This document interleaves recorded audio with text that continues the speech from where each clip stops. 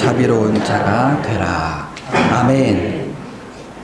네, 원래 오늘 말씀의 제목은 기브 앤 테이크였습니다. 근데 제목이 너무 노골적인 것 같아서 최초의 기버로 주중에 급하게 바꾸게 되었습니다.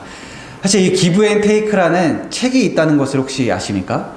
애덤 그랜트라고 하는 심리학자가 기브 앤 테이크라는 책을 썼습니다. 이 책의 내용을 간략하게 소개해 드리겠습니다. 이 사람은 이 세상에 살고 있는 사람들을 세 가지 종류로 분류했습니다. 첫 번째는 테이커입니다. 테이커, 취하다. 그러니까 이들은 남에게서 무언가를 얻어내기 위해 살아갑니다. 만약에 우리 이 사회가 고대 원시 사회였고 그 사람에게 힘이 좀 있었다면 폭력과 살인 등을 불사하고도 원하는 것을 얻어냈을 사람들입니다. 하지만 사회가 고도화되고 그렇게 살았다가는 뼈도 못 추릴 것을 알기 때문에 이들은 이타적인 사람인 척 가면을 쓰고 살아갈 때도 있습니다.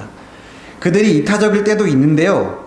그들은 자기에게 무언가를 줄 수 있는 선배나 권력자들에게는 한없이 친절하고 베푸는 모습을 보이기도 하지만 그들의 정체는 언제 드러나냐면은 아랫사람들을 어떻게 대하는지에 따라서 바로 드러납니다. 그들은 아랫사람들에게 자기 힘으로 함부로 할 수 있는 사람들에게는 결코 그냥 베푸는 법이 없습니다. 뭐 거래를 하려고 하겠죠. 무언가를 그때조차도 얻어내려고 하는 것입니다. 그 다음 기버가 있습니다. 이 사람들은 남에게 베풀기를 좋아하고 남에게 기여하는 데서 기쁨을 느낍니다. 때로 그들은 너무 남에게 많이 주고 양보하다가 자기 것을 못 챙기는 호구가 되기도 합니다. 제가 호구가 이게 비속어인 줄 알고 쳐보니까요. 호랑이 아가리도 여기 아니잖아요. 호랑이 아가리. 예. 그러니까 자기 머리를 그냥 호랑이 아가리에다가 그냥 들이미는 사람이라고 합니다. 전형적으로 군대에서 후임일 때 열심히 일하고 잘하다가 서림되고 나서 아무것도 대접 못 받는 사람들 있잖아요. 자, 그렇다면은 이 성공의 사닥다리가 있다고 쳐봅시다. 제일 밑 최하층에 기버가 많았을까요? 테이커가 많았을까요? 최하층에. 자신있게 말씀해 주셔도 돼요. 네, 기버가 많았습니다. 이 사람들은요, 어수룩하게 호랑이 아가리에다가 자기 스스로 머리 막 들이밀다가 존재의 바닥까지 내려갔습니다. 그러니까 열심히 막 선임이 뭐 예를 들어 상사가 뭐 보상도 안 주면서 계속 일을 시키는데 그래 내가 기여해야지 막 이러고 열심히 하다가 탈진해서 회사에서 잘리거나 아니면은 나가 떨어지게 된 것이죠. 그들의 존재는 마치 테이커들에게는 자동 출납 ATM과도 같았습니다. 그러니까 언제든지 맡겨놨다가 가져갈 수 있는 거예요. 이 사람들은 너무 쉬워가지고 챙겨갈 수가 있다는 것입니다. 단순히 돈이나 재산을 빼앗는 것이 아니고요. 어떤 업적들이나 성과, 명예, 칭찬 같은 것도 뺏어갈 수가 있습니다. 평소에는 공동의 일을 하나도 안 하다가 티 안 나고 칭찬 못 받지만 반드시 하는 일들이 있잖아요. 그거는 이제 다 기버들한테 던져놓고 인정받는 일은 누구보다 빠르게 남들과는 다르게 앞으로 딱 달려가서 차지하고요. 예. 그렇게 기버들은 성과만 없는 일만 하다가 나가 떨어져서 경기를 먼저 마치게 되는 사람들 많았습니다. 자, 근데 오늘 말씀을 보세요. 소위 황금률이라고 불리는 말씀인데 이 원칙이요. 남에게 대접을 받고 싶지? 그러면 너희가 남을 대접해라. 너희에게 잘해주는 사람만 잘해주는 것이 아니다. 그것은 죄인들도 그렇게 한다. 너희는 남들과는 다르게 살아라. 오늘 말씀은 참 풀어낼 것도 없이 너무 명료하고 너무 간단해가지고요. 다른 해석의 여지가 없습니다. 예수님이 너무 분명하게 선을 그으셨어요. 남에게 잘해줘라. 대가를 바라지 말고 그냥 잘해줘라. 형식적으로 잘해주는 것이 아니라 사랑해라. 대가를 바라지 말고 그냥 줘라. 그들을 위해서 겉으로만 주는 척하지 말고 기도해주고 축복을 해줘라. 내용을 이해하기는 어렵지 않아요. 너무 명료해서 해석의 여지가 없습니다. 근데 납득이 되지가 않아요. 납득이. 우리 아까 말씀드렸듯이 아담 그란트의 책에서 보면 성공의 사다리 맨 바닥에 기버라고도 하고 호구라고도 하는 사람들이 쫙 깔려있다는 것을 보셨죠. 도대체 예수님께서는 제자들을 빛과 소금이라고 말씀만 하시고 세상의 바닥에 쫙 깔려있기를 바라시는 것일까요? 우리가 그렇게 살기를 바라시는 것일까요? 만약에 아담 그랜트의 이 책이 여러분들 기버는 세상에서 실패할 수밖에 없으니까요. 똑똑한 테이커가 되십시오. 그러니까 많이 뺏어가는데 들키지는 않아야 돼요. 이게 똑똑한 테이커잖아요. 그랬다면 이 책은 성공하기 쉽지 않았을 것입니다. 하지만 이 책은 전혀 다른 논지로 흘러가는데요. 성공의 사닥다리 제일 바닥에 기버들이 쫙 깔려 있었는데 성공의 사다리 제일 꼭대기층에도 기버들이 많았다는 것입니다. 그들은 도대체 어떻게 성공할 수 있었을까요? 소위 호구라고 불리는 사람들과 이 성공한 기버들의 차이가 무엇이었을까요?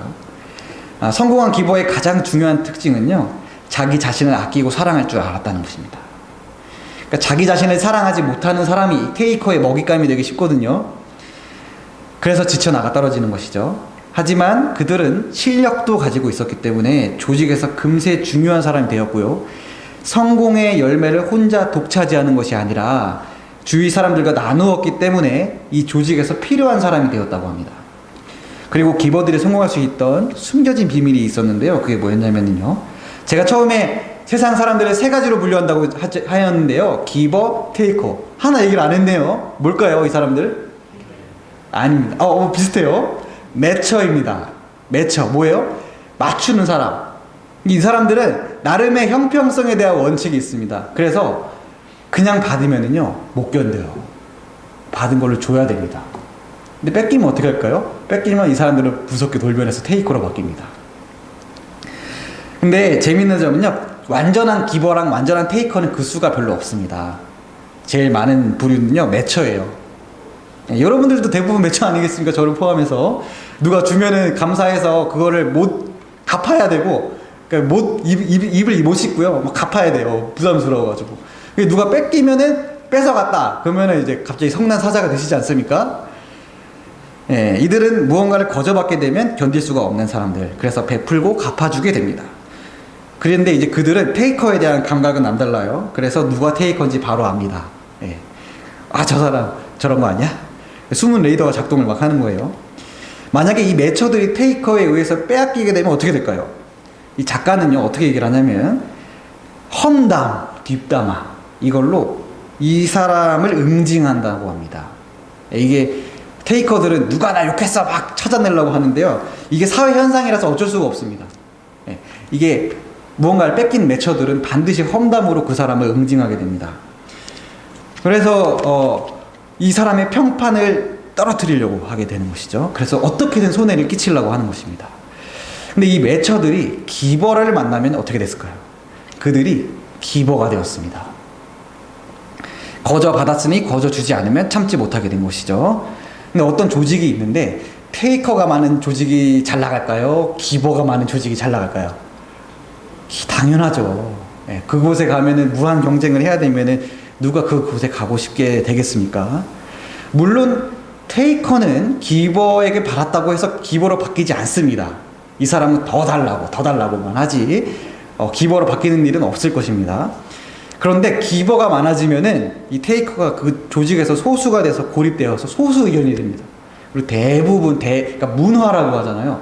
문화가 주고 나누는 문화가 되었다라는 것입니다.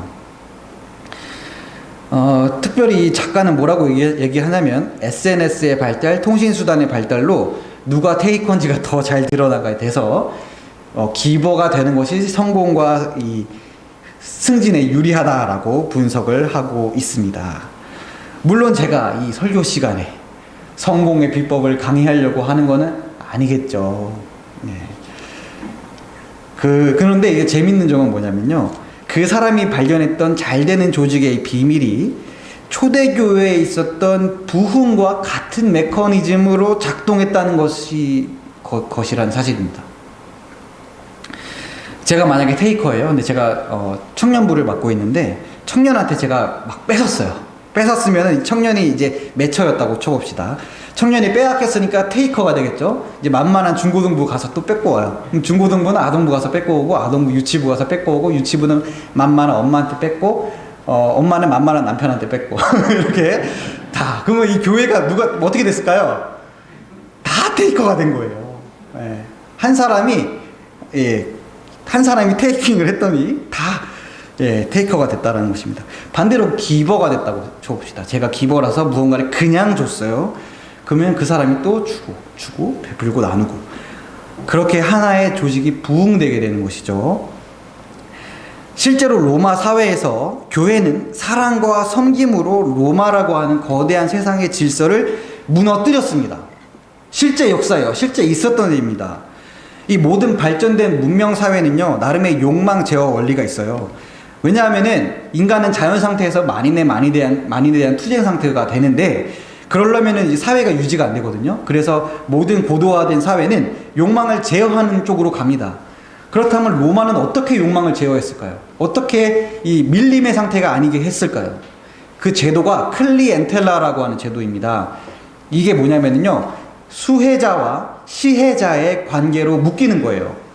시혜자는 수혜자에게 높은 직위와 권력에서 오는 혜택을 줍니다. 야, 너 저기 좋은 공사 기업 자리 났는데 한번 가서 해봐라, 뭐 이런 식으로.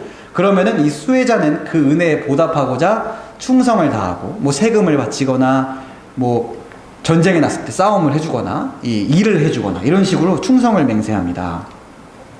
그런데 수혜자나 시혜자 사이에 서로의 약속에 대한 신의를 지키지 않으면 이 로마인들은 그것을 불명예라고 여겼습니다. 그리고 이 불명예는 로마에서 최고의 가치였습니다.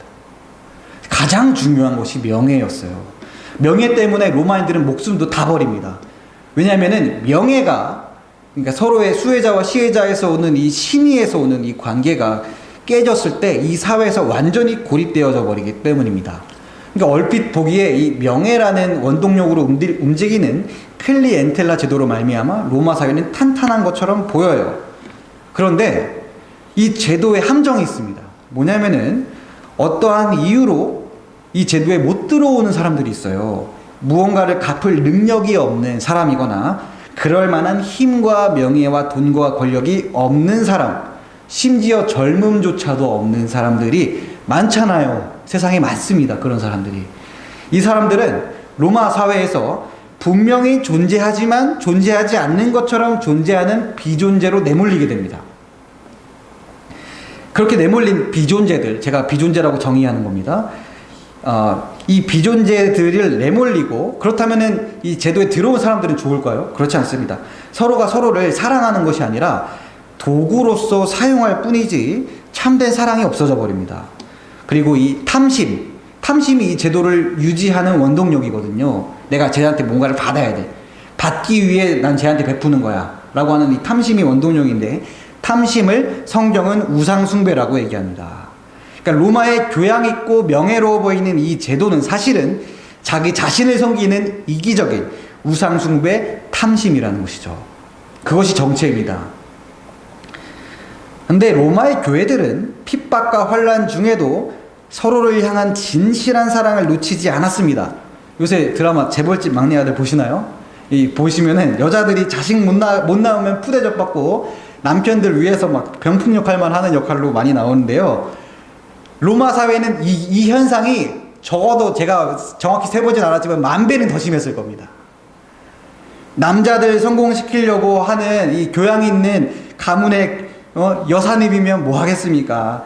사람 취급을 못 받습니다. 여자라는 이유 하나만으로. 남편은 명예를 지켜야 한다면서 막 눈앞에서 불륜을 저질러도 속으로만 삭힐 수밖에 없었어요. 너무 당연한, 여러 문학작품에서 많이 보시잖아요. 그런 일들을. 그리고 자식들은 다 그냥 육아, 그냥 아내가 다 하는 겁니다. 남편들은 내가 바깥일 해야 되는데, 막 이러면서. 그러고 자식을 똑똑하게 못 키우잖아요. 명문대를 못 보내잖아요. 그러면은 막 집에 와서 승질 부립니다. 네가 이상한 놈을 낳아놔가지고 내 명예에 흠이 가겠어. 막 이거 많이 익숙하지 않습니까? 이런 장면들이. 그런데 그랬던 여사님이 눈물 흘리다가 갑자기 교회 찬양 소리가 들려서 글로 쏙 들어갔습니다. 한 번도 일평생 단 한 번도 받아보지 못한 대우를 거기서 받습니다. 사람으로 대하고 환대해 줍니다. 그들이 교회를 어떻게 안 가겠습니까? 어떻게 안 가요, 이 사람? 교회 못 가게 묶어놔도 어떻게든 갑니다. 밤에 몰래라도 갑니다. 자식들 데리고 갑니다. 혼자 가는 게 아니고. 그러니까 수백 년이 지나잖아요. 그래서 기독교 탄압을 좀 하려고, 야, 이제 기독교를 박해하러 가볼까? 했는데, 저 백부장 부하 병졸도 교회 다니고 있고, 감옥에 가두려고 했더니 간수도 교회를 다니고 있고, 저 미국 사는 톰도 교회 다니고 있어요. 자기 빼고 다 교회를 다니고 있습니다.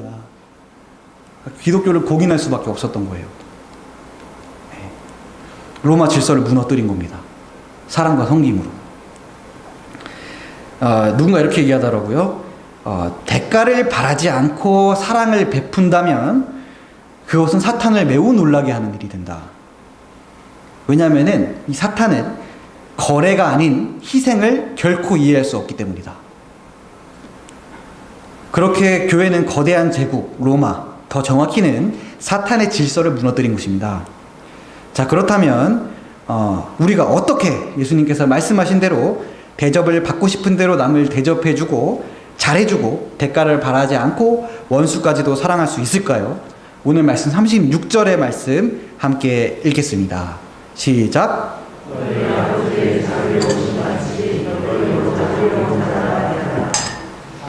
아멘. 그 이유는요, 첫 번째 이유는 하나님이 우리에게 먼저 자비로우신 분이시기 때문입니다. 사실 우리는 예수님 말씀처럼요, 살기가 싫습니다. 네, 싫어요. 제가 첫 사역을 이 마천에 있었던 특전사령부의 작은 교회에서 시작했는데요. 그때 사례비로 60만 원 주셨고 장학금이 60만 원, 보너스가 60만 원이었습니다. 대신 주일 하루만 가면 됐습니다. 저는 이제 근데 이러면 안 된다 해갖고 평일에도 이제 교회로, 정확히는 교회가 아니고요, 아이들 학교 앞으로 찾아갔습니다. 학교 끝나는 시간에 딱 정확히 가가지고요. 제가 그때 1년차 초짜 전도사라서 이 교회 예산 쓰는 게 너무 무서워가지고 제 돈으로 과자를 사가지고 아이들에게 간식을 주고 하이파이브를 해주려고 갔는데, 누가 하라고 한 것도 아니고 해야 할 필요도 없었지만 인생이라는 게 너무 외롭지 않습니까? 덜 외로웠으면 좋겠더라고요, 이 친구들이. 그래서 학교 앞에 가서 이제 친구들을 막 기다리고 있었습니다. 근데 하루는 폭우가 그렇게 내릴 수가 없어요. 그러니까 우산을 갖고 가긴 했는데 진짜 우산 그 자리 빼고 폭우가 다 내리고 있습니다. 거의 홍수 날 정도의 폭우였습니다. 그래갖고 제가 비를 피해서 상가 교회에 있는 그 건물로 쏙 들어갔어요. 그래서 혹시 문 열어주시고 커피 한 잔이나 주실래? 문 잠겨 있었습니다.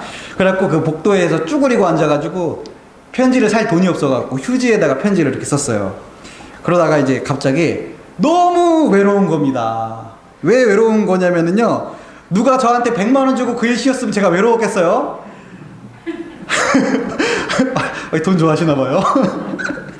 근데 제가요, 왜 싫은가 하면, 왜 외로운가 하면은 대가가 없고 보상이 없는 헌신이 너무 싫은 겁니다. 보상이 없으니까 하기가 싫은 거예요. 가긴 갔어요. 내가 전도사니까 부푼 꿈을 안고 갔잖아요. 그래서 너무 슬퍼가지고 그러고 있었는데 갑자기 제 이어폰으로 크리스찬 가수 CCM이라고 하죠, 강명식이라는 분의 진리라는 앨범이 흘러나왔습니다. 근데 그 가사가 이런 가사가 있어요. C.S. 루이스는 이렇게 말했지. 우리가 이 땅을 바꿀 힘을 잃어버린 건 천국의 소망을 잃어버렸기 때문이다. 정말로 맞는 말, 옳은 말 했어. 우리가 바라는 게 이 땅뿐이면 우리가 세상에서 가장 불쌍한 자라네. 하지만 내 시민권 저 하늘에 있네. 눈물, 슬픔, 아픔 없는 천국에 있네. 나의 소망과 나의 보상이 천국에 있구나. 그래서 제가 보상이 하나도 없다고 생각했는데 하늘에 하나님께서 양손 가득히 선물을 가득 안고 흐뭇하게 바라보시는 그런 모습이 그려지는 겁니다. 그랬더니 정말 신기하게, 제가 목사인데 거짓말 하겠어요? 갑자기 비가 싹 그치면서 태양이 싹 비칩니다. 그리고 이제 학교 앞으로 갔더니 아이들이 학교 앞에서 하나둘 나오면서 저를 얼마나 반가워해 주는지 몰라요. 누가 저를 그렇게 존재만으로 기뻐해 주겠습니까? 하나님께서 그렇게 서로를 반가워하게 해주신 것이죠. 한 친구가 제가 그 교회 떠나는 날 제가 썼던 편지, 휴지 있잖아요. 그거를 내밀면서 이거 안 버리고 가지고 있어요. 이렇게 말해주더라고요. 지나고 보니까 저는 그때 대단한 거 드린다고 생각했는데 정말 작고 보잘것없는 거 하나 드린 거였습니다. 사랑을 주러 갔는데 오히려 사랑을 받게 하셨습니다. 아무것도 아닌 보잘것없는 예물이지만 하나님께서 그것을 크게 봐주시고 기뻐해 주시는 겁니다. 오늘 말씀 평지설교라고 하는데요, 세상에서 잘 먹고 잘 누리고 잘 살면 하늘에 위로가 없을 것이다. 너희 원수를 사랑하고 잘해주고 축복하고 기도해줘라. 형제를 비판하지 말아라. 나의 말을 듣고 나의 뜻대로 행하지 않으면 흙 위에 집을 지은 사람과도 같아서 탕류에 곧 무너지고 말 것이다. 너희들 예수의 이름 부르기만 하면 돼.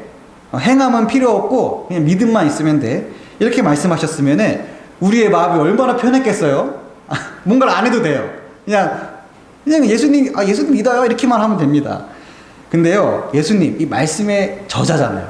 저자가 직강을 해주시는데 하나님 아버지의 뜻대로 행해야 돼. 뭐냐면은 그게 원수마저도 사랑하는 거야. 이렇게 말씀하시니까 갑자기 어려워진 거예요. 이 공부를 못하는 친구가 왜 공부를 못하냐면 공부를 안 해서거든요. 근데 갑자기 전교 1등이 와가지고 네가 공부를 못하는 이유는 공부를 안 했으니까 공부를 해봐. 말은 쉽죠. 말은 쉽죠. 공부 뭐 해봤어요? 어려운 겁니다. 이거를 말은 쉬운데 행함이 어렵습니다. 그렇다면 오늘 말씀은 행할 수가 없는 우리들을 나무라고 타박하고 못했다고 혼내시려고 죄책감을 주시려고 하시는 말씀일까요? 결코 그렇지 않습니다. 이 말씀은 우리를 혼내시고 시험하려고 하는 말씀이 아닙니다. 오히려 반대입니다. 어떻게 그러냐면요, 우리에게 요구하시는 게 너무 어렵고 놀랍고 대단한 일이잖아요. 근데 제가요, 제 담이한테 마라톤 하라고 안 합니다. 제 애기요. 왜냐면은 이 아기는 지금 이제 겨우 일어나고 있는데 마라톤을 하라고 하겠어요? 아버지는요, 자녀에게 못하는 거 안 시키십니다. 그렇죠? 하나님이 우리를 그렇게 대단하게 보고 계신다는 거예요. 야, 너희도 할 수 있어. 할 수 있으니까 하라고 하는 거야. 대단하고 멋지게 보시는 겁니다. 근데 제가 이제 집에서 운동 시켜야 되겠다. 운동 조기 교육이 중요하다고 이제 턱걸이를 이제 제 다음에 시켜주는데 이제 딱 들어주면은 철봉을 딱 잡습니다. 근데 제가 이제 그냥 하라고는 안 하죠. 뒤에서 등에서 이렇게 잡아줘서 이렇게 올리거든요. 원수 사랑, 원수 산대, 원수 축복 어렵죠. 어려운데 우리가 할 수 있게 해 주신다는 겁니다. 네. 그러고 나서 사실은 제가 올려준 거거든요. 그래 놓고 하나님이 이야 이거 어떻게 했냐, 야 대단하다, 이렇게 보신다는 거예요. 하나님이 바위를 직접 부수시면서 네가 했네, 이렇게 네가 했네, 하나님이 하셨는데 네가 했네, 이렇게 봐주시겠다는 거예요. 마치 아버지가 귀여운 자녀에게 이야 대단하다, 어떻게 했냐, 어떻게 아빠를 이겼냐, 이렇게 하듯이 이렇게 하나님의 뜻대로 사는 게 중요하고 할 수 있다는 거 머리로 알면 뭐 할까요? 우리는 교회 다니니까 다 알죠. 예수님 말씀대로 이 땅에 속한 것들, 명예, 영광, 보상이 아니라 천국 소망 품고 살아야 된다는 거. 그래서 이 땅에서 사랑받고 싶고 칭찬받고 싶어도 내가 받으려고 하는 것이 아니라 받고 싶은 대로 남이 누리게 해줘야 된다는 것을 머리로는 압니다. 근데 알면 뭐합니까? 당장 이 교회 끝나고 가가지고 내가 칭찬을 받아야 되는데 남이 그 칭찬을 가로채면 머리부터 발끝까지 화딱지가 나서 참을 수가 없는 게 우리죠. 네. 월요일날 회사 가보세요. 갑자기 내가 잘해놨는데 누가 칭찬받은 거 화가 나지 않겠습니까? 일전에 담임 목사님께서도 인용하셨는데요. 이런 글이 있습니다. 세상에서 가장 멀고 험한 길은 머리에서 가슴, 가슴에서 손으로 가는 것이다. 그러니까 아는 것을 가슴으로 느끼고 느낀 것을 삶으로 살아내는 것이 그렇게 어렵다라는 뜻이겠죠. 그리고 또 두 번째 이야기가 있습니다. 영국의 한 신문사에서 이런 공모를 냈습니다. 맨체스터에서 런던까지 가는 가장 빠른 방법이 무엇인가? 배로 가는 법, 비행기로 가는 법, 슈퍼카로 가는 법, 뭐 KTX로 가는 법, 뭐 이런 거 여러 가지가 나왔다고 하는데 선정된 답 아시죠? 좋은 친구와 함께 가는 것이다. 사랑하는 사람과 함께 가는 것이다. 우리는 사랑하는 사람과 함께 갔던 여행이 얼마나 짧았는지, 얼마나 찰나와 같았는지 아시잖아요. 그렇다면 이 두 이야기를 합쳐볼까요? 사랑이라는 멀고 험한 길, 알지만 막상 걸어보려고 하면 너무 막막하게만 느껴지는 그 길을 가는 가장 좋고 빠른 방법은 좋은 친구, 사랑하는 사람과 함께 가는 것이다. 하나님은 우리 보고 혼자 그 길 가라고 하지 않으십니다. 모세에게 아론을 붙여주셨듯이 함께 신앙생활할 교우들을 붙여주셨고, 우리 좋은 목사님들을 붙여주셨고, 우리 청운교회 세워주셨잖아요. 그리고 무엇보다도 임마누엘, 하나님이 직접 우리와 함께 해주시지 않습니까? 아담 그랜트는요, 기본대 지치지 않는 사람들이 있잖아요. 이 사람들의 비결을 뭐라고 얘기했냐면은 감사라고 했답니다. 감사가 있는 사람이 기뻐할 수 있어요. 감사가 없는 사람은 남에게 베풀 수가 없습니다. 이 구조적으로 불가능해요. 구조적으로. 남에게 잘 베푸는 분들 있잖아요. 인생에 감사가 차 있는 분들이에요. 그런데 이렇게 생각해 봐요. 제가 새벽 예배 때도 얘기한 적이 있는데요. 우리에게 하나님을 향한 감사가 없는 이유가 뭘까요? 하나님한테 받은 게 없어서일까요? 아니죠. 제가 임영웅의 팬이라고 쳐봐요. 임영웅 씨가 콘서트장에서 제 이름 불러주기만 해도 그날 하루 종일 좋아서 거의 뭐 하늘 가 있는 겁니다. 근데 임영웅 씨가 저에게 대단한 걸 줬나요? 이름 불러줬잖아요. 그쵸? 별것도 아닌 거 줬잖아요. 근데 왜 감사해요? 내가 임영웅 씨를 좋아하니까. 그러니까 우리가 감사가 없는 이유는 하나님께 받은 게 없어서가 아니고요. 하나님이 우리한테 안 중요해서입니다. 그쵸? 이 저녁 예배 시간 하나님 우리 안에 들어오세요. 이렇게 기도했으면 좋겠습니다. 하나님이 우리 안에 계시면 최초의 기버이신 하나님, 자비로우신 하나님으로 말미암아 우리 안에 감사가 회복될 것이고, 그 감사가 회복됨으로 말미암아 우리가 대가를 바라지 않는 사랑을 줄 수 있는 사람이 될 것이고, 그런 우리의 모습을 사탄은 도저히 이해할 수 없을 것이며, 그래서 우리는 세상이 감당하지 못하는 사람이 되어서 세상을 변화시키는 하나님의 도구로 쓰임받을 줄로 믿습니다. 기도하겠습니다.